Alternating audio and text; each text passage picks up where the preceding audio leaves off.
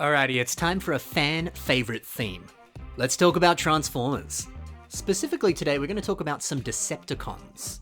So if you want to build a LEGO Transformer that's based off some official characters, then this is the episode that's going to inspire you. Here we go. Let's begin with my favorite purple boy, it's Shockwave. And this creation was crafted by the ever-amazing Braonicles. Man, there's nothing better than seeing a mock that is decked out in purple pieces. It might just be the best LEGO color. Now, of course, if you're not familiar with Shockwave, here's a nice little side-by-side image showcasing how he looks alongside the mock. So yeah, there's many different interpretations of the character, and his look can vary, but I think it's nice to see that Braonicles has really injected his own personal touches into this design. I mean, check out this clever head design. It's using a purple piece that comes on the set Speeder Demon. It's specifically on his bike. You can see that it's in between the two handlebars there and just above those headlights. It's actually a pretty good piece, and it's great that it comes in purple. Now, using two of them to create Shockwave's head is kind of a stroke of genius. It looks really good.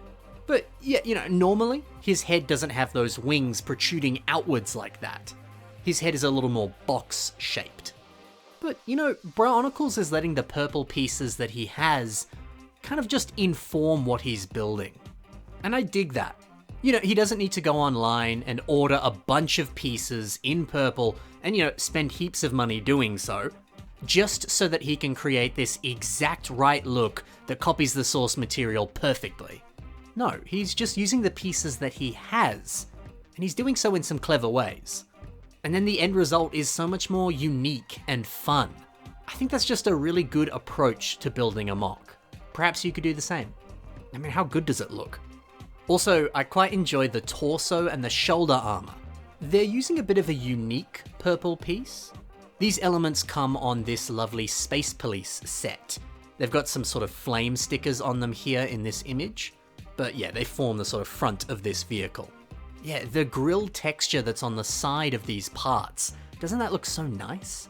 And in general too, the shape of this piece, it's kind of perfect for a Transformer. Transformers themselves, they often have very blocky designs, with a lot more straight lines and sharper angles. I mean, you can kind of see that on the source material right here. And yeah, these pieces fit that vibe very nicely. That's some nice thinking, it's a good part use. Braonicles, you've done an amazing job building this. Alright, now for something truly mind-blowing. This is Megatron and it's built by Minkai Bricks. So, this is recreating the character as he appears in the Transformers Revenge of the Fallen movie. And, looking at this side by side like this, this is flawless. They've spared no detail. Those spiky long fingers. The shape of the knee pads, the look of the treads on the feet, even just the shape of the head. It's utterly insane. I mean, how did they pack so much detail into such a small space on that head? It looks just like the real thing. How do you do that? I don't know if I've seen this amount of crazy accuracy and detail on a Transformer mock before. Wow. And I think these lovely gold accents really do a lot on this creation. For example, the 3 gold roller skates. You can see them just here. These come in a variety of sets and on a variety of minifigures, but one example is Disco Harley Quinn from the LEGO Batman movie. But yeah, there's something about how these look when they're placed together like this that's so mechanical and so robotic. It perfectly communicates that this is a Transformer.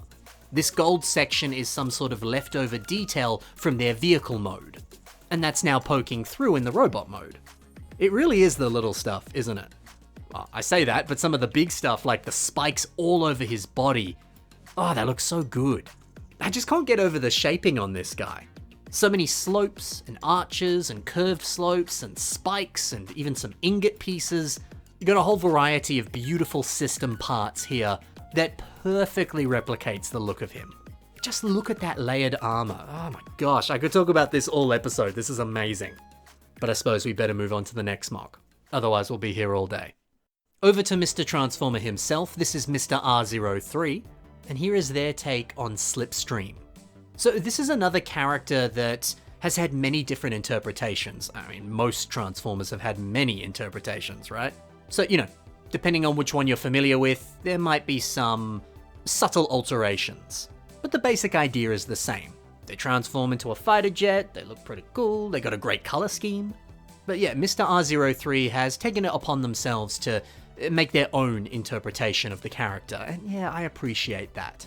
Although I'll tell you what, the teal and purple color scheme translates so incredibly well into LEGO. This looks so good. The teal wing pieces on the legs, that's actually probably my favorite part. It really does look like these wings have folded in during the transformation.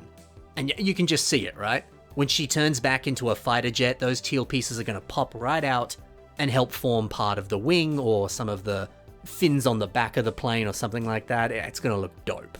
But at the same time, this is just a really good leg design. If you were to take this off of a Transformer and put it on a Bionicle Toa or a Makuta, it would look so good. Because, you got those two teal wing pieces that are just side by side like that, and there's that nice little triangle of negative space in between the two of them. And then that invasion from below spike fills that space perfectly.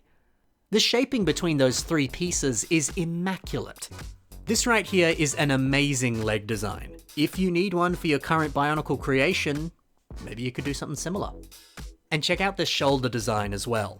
Very simple, just a nice purple CCBS armor shell jutting out like that. The energy of that is so dramatic and so angular. You see the sleek appearance of how this looks, and you know that this is going to turn into a fighter jet. The shape language of a fighter jet marries up perfectly with this armor detailing. It's good stuff. Oh, and then minifigure hands in red for the eyes? Oh, dude, every square inch of this has some good stuff. The more I look at it, the better it gets. Well done, dude, this slaps. And finally, another Bayverse-inspired Transformer, it's your boy Jetfire by BIS MOCs. Okay, I thought that Megatron was accurate, but I don't know, this might be even more accurate. Look at how the original Jetfire has those plane engines in his upper leg. And then this MOC, of course, has the exact same thing. How's it being built? Well, it's got some of these large wheel pieces, which naturally have a very sort of textured mechanical look to them. You partner them with some black propellers, and yeah, it really starts to look like a jet engine. That really is a good way of replicating the source material. And hey, I like the choice too to include a few chrome pieces in here as well. Anytime someone can use a chrome piece is going to make me very happy. So beautiful. But it makes sense here too, It helps replicate the color scheme that you would probably see on a jet engine. Although, hey, look at this face. Stringing together a bunch of Exoforce robot arm pieces to form his beard, and then using some system tiles for the sort of, I guess like whiskers, would you call them that? I guess it's just more of his beard. But yeah, that's been amazingly recreated with LEGO. Really good. Oh wow, sorry, I just noticed another thing. Check this out. Just around the mouth area, we've got one of these like blaster pieces that you often get in, I don't know, like Marvel sets and things.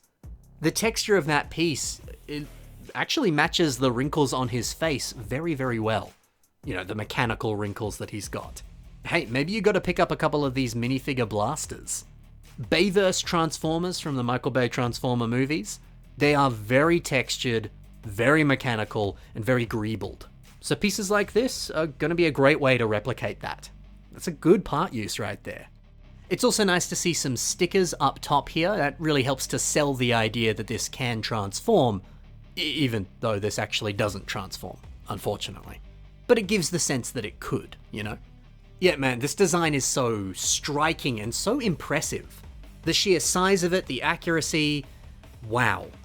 There you go, gang. That's 4 amazing Decepticons for your enjoyment and pleasure. Hopefully by taking a look at these, you got a little bit of inspiration, and maybe now you can go and build yourself your own Transformer. That could be fun. Now, if you liked the creations that I featured today, be sure to take a look at the links in the description below. Go check out their social media and check out more of those builders' work. Give them a follow as well while you're at it. That's all for today, guys. Thank you for watching, happy building, and bye for now.